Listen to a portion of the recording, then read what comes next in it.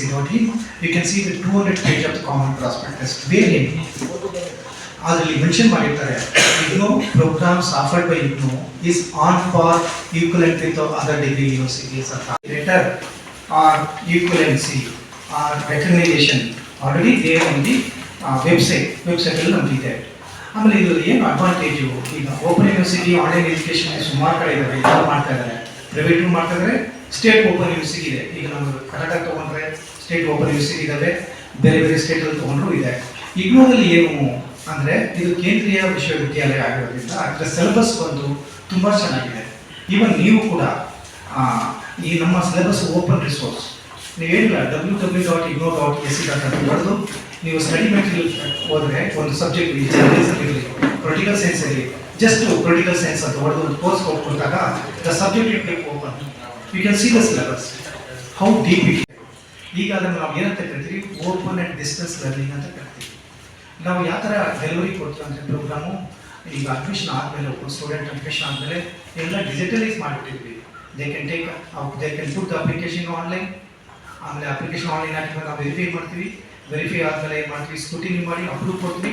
Once we approve you can take IGNOU ID card on your own. ನೀವು enquiry ಮಾಡೋಕ್ಕಾಗಲಿ, application ಹಾಕೋಕ್ಕಾಗಲಿ ಎಲ್ಲೂ ಹೋಗೋಕ್ಕಾಗಲ್ಲ. Just login website, you can get all the information the website. ಆಮೇಲೆ ಏನಾಗುತ್ತೆ, ಈಗ admission confirmation ಆದಮೇಲೆ ನಾವು ಕನ್ಫರ್ಮೇಷನ್ ಲೆಟರ್ನ ಕೊಡ್ತೀವಿ ಇಮೇಲ್ ಮುಖಾಂತರ. ಆಮೇಲೆ ಸ್ಟಡಿ ಸೆಂಟರ್ ಅಂತ ನಾವು ಏನು ಮಾಡಿರ್ತೀವಿ, IGNOU operate in 3 levels. IGNOU university at New Delhi, regional centre across the country, all the state, down to journalism. ನಿಮ್ಮ ಟಾಪಿಕ್ ಬಗ್ಗೆ ಹೇಳ್ತೀನಿ. ಈಗ ನಿಮ್ಮಲ್ಲಿ ಯಾರಾದರೂ PG ಡಿಪ್ಲೊಮಾ ಇನ್ ಜರ್ನಲಿಸಮ್ ಸೇರ್ಕೋಬೇಕಂತಿದ್ದಾರೆ, ಇದೇ ಮಾಸ್ಟರ್ ಡಿಗ್ರಿ ಇನ್ ಜರ್ನಲಿಸಮ್ ಇದೆ. ಏನು ಮಾಡ್ತೀವಿ, ನಮ್ಮ ತುಮಕೂರಲ್ಲಿ ಈಗ ಇತ್ತೀಚೆಗೆ MS ರಾಮಾಯಣದಲ್ಲಿ ಜರ್ನಲಿಸಮ್ ಕೋರ್ಸ್ನ ಸ್ಟಾರ್ಟ್ ಮಾಡಿದ್ವಿ.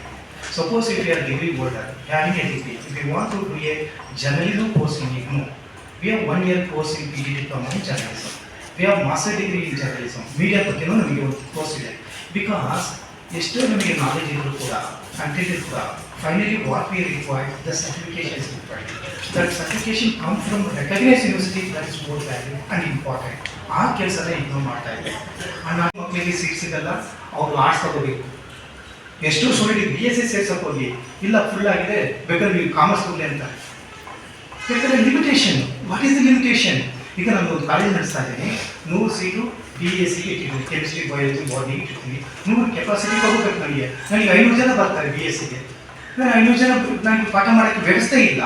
I don't have lab, I don't have human resource. Hemamalini madam ಅವರು ನಮ್ಮಲ್ಲಿ ಆನ್ಲೈನಲ್ಲಿ ಪ್ರೋಗ್ರಾಮ್ ಏನಾಗಿದ್ದಾವೆ ಅದರಲ್ಲಿ ಸೇರ್ಕೋಬೇಕಂತ ಏನೇನು ಮಾಡಬೇಕಾಗಿದೆ. ಆಮೇಲೆ ಅವರ ಮನೆ ಬಾಗಿಲಿಗೆ ಶಿಕ್ಷಣ ತಲುಪಿಸುವುದೇ ಇಂದಿರಾ ಗಾಂಧಿ ಮುಕ್ತ ವಿಶ್ವವಿದ್ಯಾಲಯದ ಮುಖ್ಯ ಉದ್ದೇಶ ಅಂತ. ಈ ಡಿಸ್ಟ್ರಿಕ್ಟ್ಸ್ ಕವರ್ ಮಾಡ್ತೀವಿ. ನಮ್ಮಲ್ಲಿ ಎಲ್ಲಾ ಡಿಸ್ಟ್ರಿಕ್ಟ್ ಅಲ್ಲೂ ಒಂದೊಂದು ಸ್ಟಡಿ ಸೆಂಟರ್, ಅಧ್ಯಯನ ಕೇಂದ್ರ ಅಂತ ಇರುತ್ತೆ. ಆಯಾಯ ಡಿಸ್ಟ್ರಿಕ್ಟ್ನವರು ಅಲ್ಲಿ ಹೋಗಿ ಬೇಕಂದ್ರೆ ಮಾಹಿತಿಯನ್ನು ಪಡ್ಕೋಬಹುದು, ಅಥವಾ ನಮ್ಮ ವೆಬ್ಸೈಟಿಗೆ ಹೋದ್ರೆ ಕೂಡ ಎಲ್ಲಾ ಮಾಹಿತಿಗಳು ಸಿಗುತ್ತೆ. ನಮ್ಮಲ್ಲಿ BCA MCAಗೆ ನಾವು ನೋಡುವಂಗೆ ಸರ್ಗೂ ಗೊತ್ತಿದೆ, ಯಂಗ್ಸ್ಟರ್ಸ್ ಜಾಸ್ತಿ ಇದ್ದಾರೆ, ಬಾಯ್ಸ್ ಎಲ್ಲೆಲ್ಲೋ ಕೆಲಸ ಮಾಡ್ತಾ ಇರ್ತಾರೆ. ನಮ್ಮಲ್ಲಿ BIT ಅಂತ ಒಂದು ಸೆಂಟರ್ ಇದೆ, ಮೋರ್ ದನ್ 300 ಯಾವಾಗಲೂ BCA MCA ಜಾಯ್ನ್ ಆಗ್ತಾರೆ.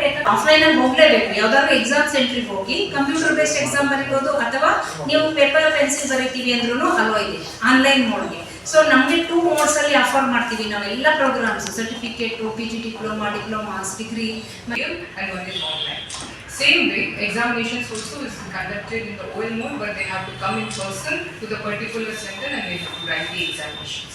The flexibility mode with regard to the ODL system of the IGNOU is, we have 2 sessions. First, one is our January session and one is our July session. Same way, we have examination mode in the 2 sessions. One is in the December, one is in June.